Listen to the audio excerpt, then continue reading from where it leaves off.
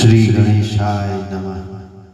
नमस्ते शारदा देवी सरस्वती मति प्रदे वसतम मम जीवाग्रे सर्व विद्या प्रदाता महाकाली महालक्ष्मी महासरस्वती देवी नमः। बोलो श्री बागेश्वर धाम सरकार की जय।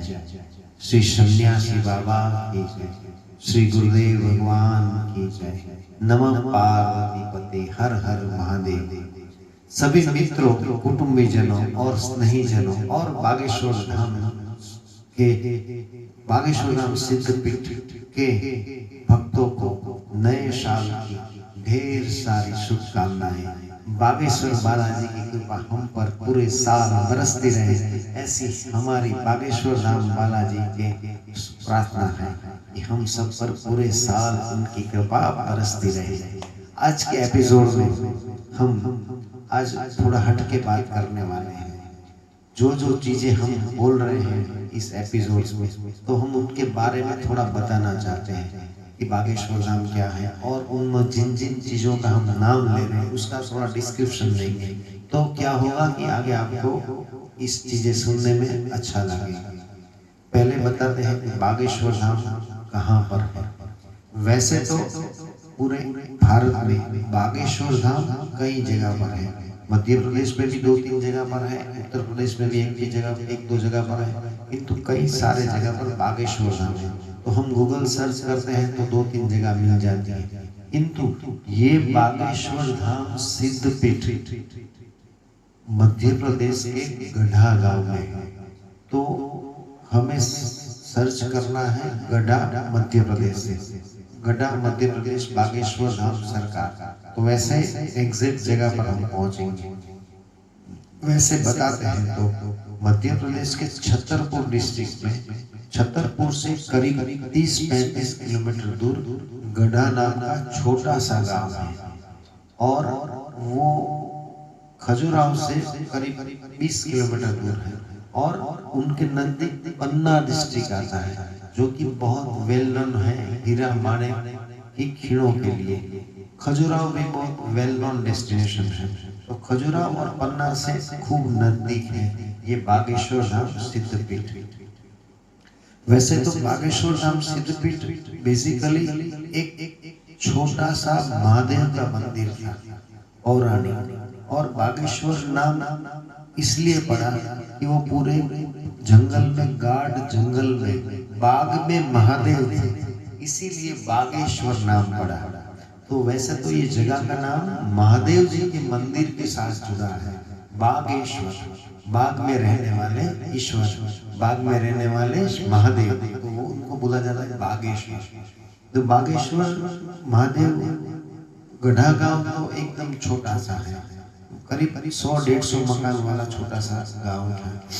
और बागेश्वर धाम गांव से करीब 1-1.5 किलोमीटर दूर है, और थोड़ी पहाड़ी पर है। पहाड़ी भी इतनी बड़ी नहीं, किंतु करीब 100 पगथिया चढ़ सके हम ऊपर, ऐसी जगह पर।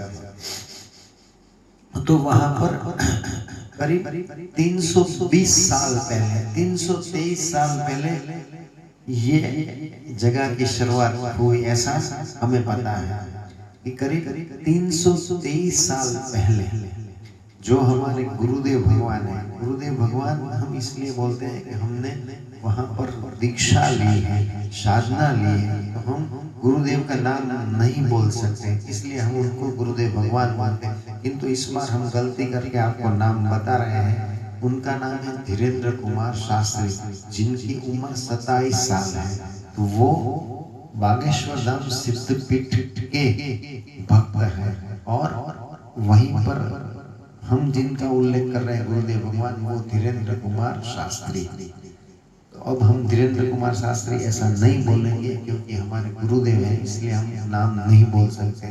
नाम बोलने के लिए हमें माफ करें। तो गुरुदेव भगवान के छठी पीढ़ी पे दादा करीब 323 साल पहले वो महादेव के मंदिर पर, छोटा सा मंदिर है, बहुत छोटा सा मंदिर महादेव का, और शिवलिंग भी शायद आधे फुट का शिवलिंग है, आधे फुट से बड़ा नहीं शिवलिंग है, और छोटी सी मंदिर है जहाँ पर आज भी कोई इलेक्ट्रिक लाइट नहीं चल सकती है। ऐसा है कि इलेक्ट्रिक बल्ब लगाएंगे, लाइट लगाएंगे तो उठ जाता है, केवल दिए की बत्ती से ही उसमें उजाला होता है। ऐसी सिद्ध पीठ पर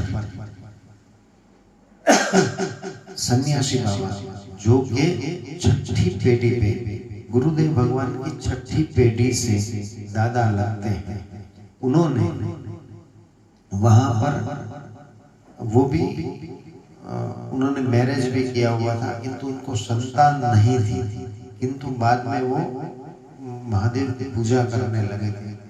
और गुरुदेव की जो पेटी है उनके भाई की वंशावली में आती है, क्योंकि सन्यासी बाबा का तो कोई वंशावली नहीं थी, तो गुरुदेव की वंशावली है, उनके भाई की वंशावली में आती है।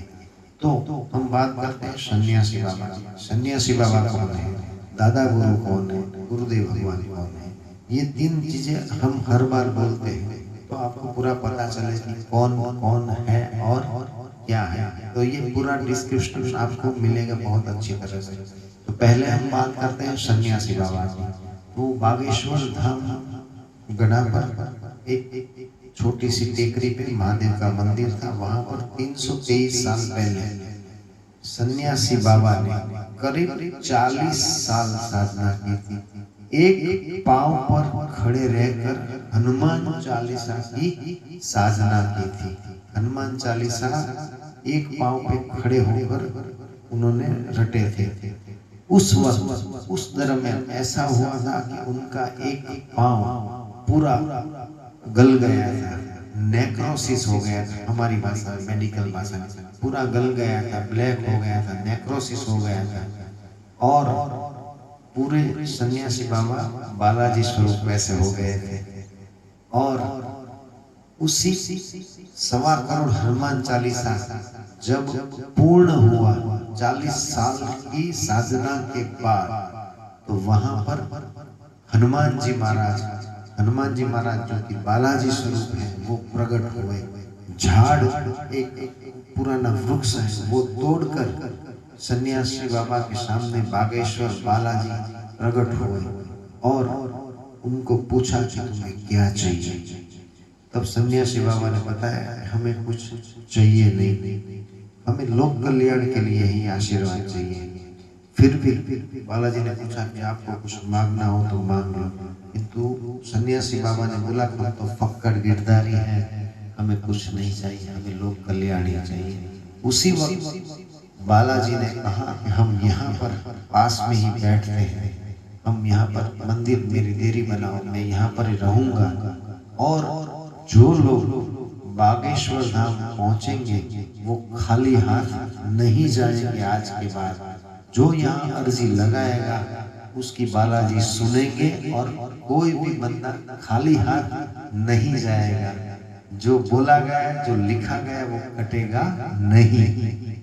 और एक समय 323 साल पहले की बात है, एक समय ऐसा आएगा भारत देश पर कि सनातन धर्म खतरे में होगा, हिंदू धर्म खतरे में होगा। उस वक्त आपकी पीढ़ी के जो नीचे वाले सब पौत्र पौत्रादि हैं, सब हैं, उनमें से कोई एक ऐसा बंदा होगा कि जो सनातन धर्म की ध्वजा पूरे भारत में लहराएगा, पूरे दुनिया में लहराएगा। तो वो है हमारे गुरुदेव भगवान। तो ऐसे आशीर्वाद सन्यासी बाबा को मिले। तो ये बात हुई कि बागेश्वर महादेव हो गए और बागेश्वर बालाजी पास में ही बैठे। ऊपर 2 ही मंदिर हैं, बागेश्वर महादेव का मंदिर है छोटा सा, उसके पास में ही बागेश्वर महादेव के पास में बागेश्वर बालाजी बैठे। और इनके पीछे वही टेकरी पे सन्यासी बाबा की समाधि है। सन्यासी बाबा ने जीवित समाधि ली थी वहीं पर। तो सन्यासी बाबा बहुत आज भी ऐसी कहा जाता है कि महादेव की पूजा करने सन्यासी बाबा कोई न कोई रूप से आते हैं। और उनके भी प्रत्यक्ष प्रमाण कई जगह पर हैं, उनकी भी बातें हम करेंगे अगले एपिसोड में, कई एपिसोड में। तो ये बात हो गई सन्यासी बाबा। अब हम बात करते हैं हमारे गुरुदेव भगवान की। तो गुरुदेव भगवान की उम्र है 27 साल। 1997 में 4 जुलाई को गुरुदेव का जन्म हुआ गढ़ा गांव में। उनके पिताजी वहीं पर रहते थे, उनकी माताजी भी हैं और उनके छोटी बहन है, छोटा भाई है, छोटा सा परिवार है। तो पहले से ही वो उनकी माताजी ने उनको रामचरितमानस का पठन करवाया था और परिस्थिति बहुत ही खराब थी और परिस्थिति इतनी खराब थी कि गुरुदेव को वहाँ पर छोटी सी उम्र में सत्यनारायण की कथा करनी पड़नी थी। पूनम अमास हो तो आप पूरे गांव में जाके कुछ लाना पड़ता था। पूरा व्यवहार गुरुदेव का उनसे ही चल रहा था घर का। और उनके दादा जो कि सेतुलाल गर्ग हैं, हमें नाम नहीं बोलना चाहिए क्योंकि वो भी हमारे दादा गुरु हैं। तो वो वहाँ पर मंदिर पर उन्होंने भी मैरिज किए थे, उनके भी 6 संतान थे, किंतु 52 साल की उम्र में दादाजी ने दादी माँ को कुटुंब को सौंप के वो मंदिर पे हो गए, मंदिर पर दीक्षा ले ली थी उन्होंने। तो करीब 40 साल तक दादा गुरु ने वहाँ पर दरबार चलाया था। तो ये बात हुई दादा गुरु को शांत हुए, भगवान में लीन हुए, करीब 15 साल हो गए। तब गुरु जी की उम्र 12 साल की थी। अब हम ये बताते हैं कि गुरु जी को ये सिद्धि कैसे मिली, कैसे गुरुदेव को ये सिद्धि मिली। गुरुदेव के साथ उनके 9 कजिन थे और उनमें से गुरुदेव 5वें या 6ठे नंबर पर होंगे शायद, मुझे एग्जैक्ट पता नहीं है। किंतु वो जब से छोटे थे तब से वो दादा गुरु के पास जाते थे। दादा गुरु के पास भी हमारे गुरुदेव जैसे ही सिद्धि थी। उनको भी कई बार बालाजी का दर्शन हुआ है, सन्यासी बाबा का भी दर्शन हुआ है। तो गुरुदेव उनके पास जाते थे। दादा गुरु को शायद पता होगा कि यही हमारा हीरो है, यही हमारे नेक्स्ट दावेदार है यहाँ के बागेश्वर धाम सिद्धपीठ के। तो उनसे विशेष प्रेम करते थे। उनकी चाय भी आगे पीते वक्त बढ़ती थी, वो गुरुदेव को देते थे और प्रसाद के रूप में। तो हम पूरी कहानी ऐसे बताएंगे कि गुरुदेव की उम्र शायद 9 साल थी तब उनकी परिस्थिति इतनी खराब थी कि 10 बाई 15 की ओरडी में वो रहते थे। कुछ खाने का इंतजाम नहीं रहता था। सुबह में पार्ले का बिस्किट मिलता तो शाम को खाना नहीं मिलता, ऐसी परिस्थिति थी। तो कहाँ से पैसा लाए, कैसे कुछ जीवन निर्वाह चलाए, इसकी मुश्किल थी। तो एक दिन गुरु जी की माता जी ने गुरु जी को बोला, वो उनको धीरू कहते थे, धीरू आप दादाजी के पास जाओ, मुझे ये नहीं बोलना चाहिए, फिर भी गुरुदेव को बोला कि आप दादा गुरु के पास जाओ और बोलो कि हम आपके नाती हैं। पूरे गांव और समाज के लिए तो आप करते हो, हमारे लिए तो कुछ करो, हमारे लिए कोई आशीर्वाद दो। तो गुरुदेव और सबको ऐसा लगा कि हम जैसे दादा गुरु के पास जाएंगे तो कुछ ऐसी चीजें बताएंगे, गड़ा हुआ सोना मिल जाएगा, हीरा मिल जाएगा। तो ऐसी सोच में गए थे गुरुदेव। उनकी उम्र बहुत छोटी थी, 9 साल। तो माता जी ने जैसे रटाया, गुरुजी बहुत स्मार्ट थे बोलने में, और जैसा रटाया ऐसा दादा गुरु के पास एक दिन गए और दादा गुरु को बताया कि हमारे पिताजी कुछ करते नहीं, हम आपके नाती हैं और हमारे पास कुछ है नहीं खाने को, पहनने को, हमारे लिए कुछ करो तो अच्छा है, गांव के लिए तो आप बहुत कुछ करते हो। तो दादा गुरु ने बहुत अच्छी सी मुस्कान दी और बोला आज रात को आना। तो बहुत खुश हो गए गुरुजी और वापस घर चले गए। घर जाकर बताया माता पिता को, तो उनको भी ऐसा लगा कि नहीं कुछ ऐसी राज की बात बताएंगे दादा गुरु रात को। तो उन्होंने भी ऐसा थोड़ी तैयारी रखी थी कि कोई जगह पर कुछ खोदेंगे, ढूंढेंगे तो कुछ मिल जाएगा, तो हमारा जीवन निर्वाह चलेगा। इससे आगे की नहीं सोची थी गुरुदेव। तो रात को 9 बजे, गुरुदेव का मंदिर से घर शायद 1-1.5 किलोमीटर दूर है और गांव के लास्ट में उनका मकान था, तो वहां से गुरुदेव चले। रात का अंधकार था, जंगल एरिया था, चिड़िया सबका आवाज आ रहा था, तो काफी डरे हुए थे गुरुदेव। और जैसे ही उन्होंने मंदिर की सीढ़ियाँ चढ़ी तो गुरुदेव वहां पर हिंचके पर, उनकी एक झोपड़ी थी उसमें बैठे थे, हिंचके पर झूला झूला रहे थे। तो बोले कि आ गए तुम? तो गुरुदेव ने बताया कि यस आ गए हम।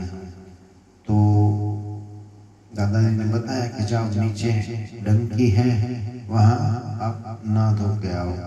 तो गुरुजी नीचे गए और डंकी से पानी डोल रख के वैसे ही भीने कपड़े में फिर से ऊपर चले गए।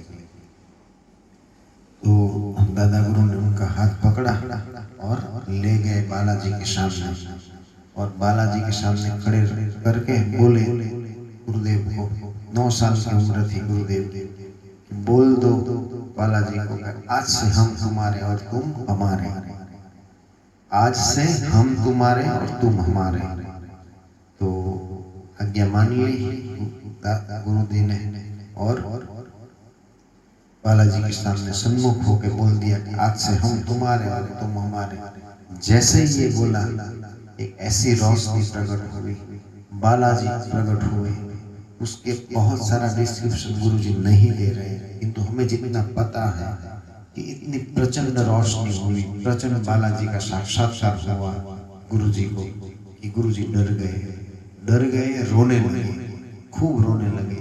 तो बाद में दादा गुरु ने संभाला, पीठ पे हाथ फिराया और बोले कोई बात नहीं, आप शांत हो जाओ। तो ऐसी बात हो गई, गुरुजी को तो कुछ पता ही नहीं चला कि क्या हो गया। दादाजी ने बोला जाओ बस हमारा काम हो गया, घर पे जाओ। तो गुरुजी वहां से चले गए और घर जाकर बताया माताजी को, पिताजी को ऐसी बात हो गई।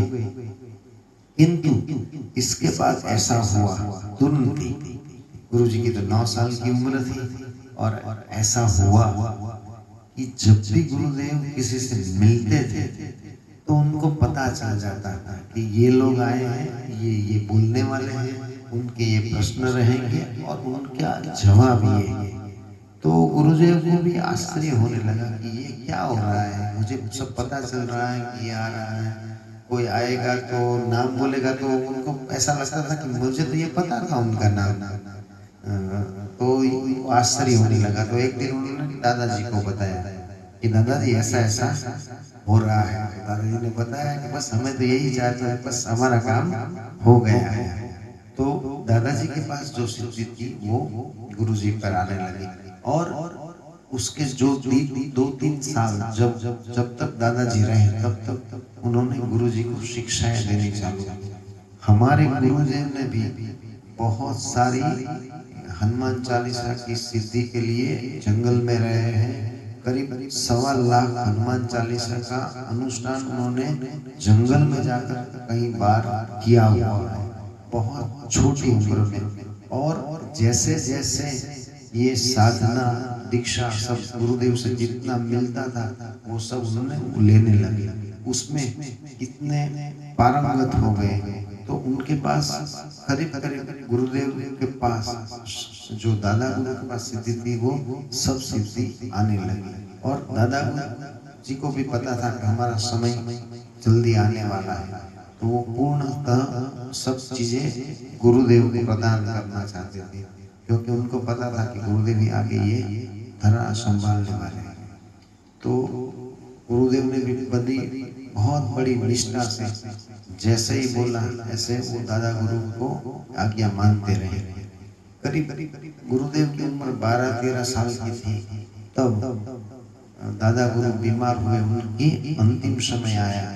तब उन्होंने बोला कि मेरा देह त्याग हम काशी में करेंगे।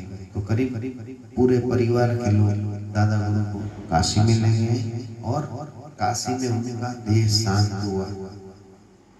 जैसे ही दादा गुरु चले गए तो गुरु जी अकेले पड़ गए। मंदिर के सामने एक झोपड़ी में रहते थे और वहां मंदिर की सेवा पूजा करते थे। करीब उस वक्त की बात करूँ तो छोटी सी एक मंदिर थी बालाजी की, और बालाजी की 1.5 फुट की मूर्ति है, और पास में ही महादेव का मंदिर, तो वो पूजा करते थे। गुरुजी कई बार कहते हैं कि जब मेरा बालाजी का मुझे साक्षात्कार हुआ 9 साल की उम्र से, तब से करीब 12-13 साल तक मेरी जो स्थिति थी वही स्थिति रही थी, उसमें कुछ फर्क पड़ा नहीं था। ऐसी भी परिस्थिति बीच में थी कि अगरबत्ती करने का भी पैसा नहीं था, तो एक ही अगरबत्ती जला के बुझा के पूरे महीने चला गया। तो बालाजी का साक्षात्कार होने के बाद भी 12 साल तक कुछ ऐसा बड़ा बदलाव नहीं आया है। जो भी आप गुरुदेव को देख रहे हैं वो बालाजी की कृपा है, सन्यासी बाबा की कृपा है, किंतु बहुत सारी गुरुजी ने जो पूजा की है, अर्चना की है, उसका फल है, और काफी धीरज रखी है। आज के जमाने में लोगों को तुरंत ही फल चाहिए कि पूजा करो और तुरंत फल मिले, ऐसा नहीं था। गुरुजी कई बार बोलते हैं, करीब करीब बालाजी का साक्षात्कार होने के बाद भी 12-13 साल लगे। जो साधना गुरुदेव ने की बहुत निष्ठा से की, विचलित होने के बजाय उन्होंने बालाजी के चरण पकड़े, सन्यासी बाबा के चरण पकड़े, तो हो गए। 1-2 ऐसे एपिसोड ऐसे भी होंगे जिसमें हम बताएंगे कि सन्यासी बाबा उनको कैसे मिले। सन्यासी बाबा का 2 बार गुरुदेव को साक्षात्कार हुआ था, वो भी बहुत रोचक एपिसोड होंगे, वो भी हम बताएंगे। तो आज हमने बताया कि सन्यासी बाबा कौन थे 323 साल पहले, दादा गुरु कौन थे, और गुरुदेव भगवान कौन है। तो ये सब चीजें आपको स्पष्ट करते जा रहे हैं। इसका उल्लेख हम नेक्स्ट एपिसोड में करें तो बता रहे हैं कि दादा गुरु तो वो गुरुदेव भगवान के दादा हैं। सन्यासी बाबा जो 323 साल पहले 1.25 करोड़ हनुमान चालीसा की साधना करके बालाजी को प्रकट किया और सिद्धपीठ हो गई बागेश्वर धाम। तो ये सब चीजें आपको पता चले, इसीलिए ये एपिसोड स्पेशल बनाया है। जय श्री राम, जय श्री सन्यासी देवाय नमः, जय श्री बागेश्वर धाम सरकार, बागेश्वर धाम सिद्धपीठ की जय हो। जय श्री गुरुदेव भगवान, जय श्री राम।